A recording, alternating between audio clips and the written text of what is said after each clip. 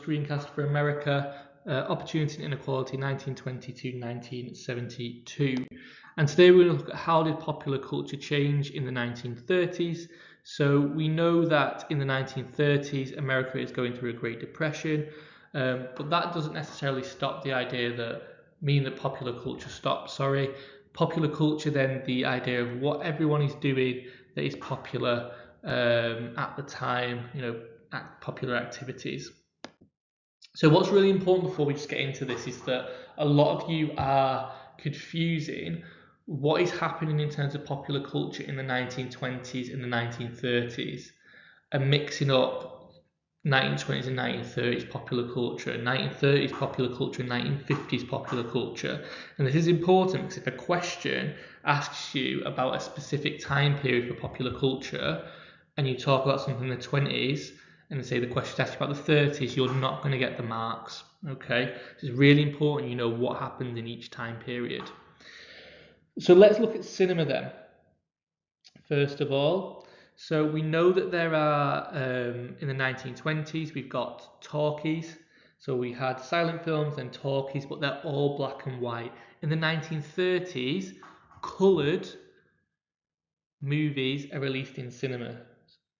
And 100 million people go a week, and it was 25 cents a ticket, so like 25p a ticket, so really, really cheap. And the first coloured film, The Wizard of Oz, was introduced. So that is how cinema developed in the 1930s. More people going, cheap tickets, first coloured film. We then, in terms of music, have this thing here, the gramophone.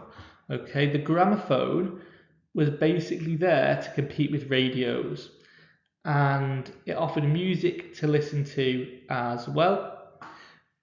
Now, radios were still around. Radios were a little bit better because gramophones were only for music.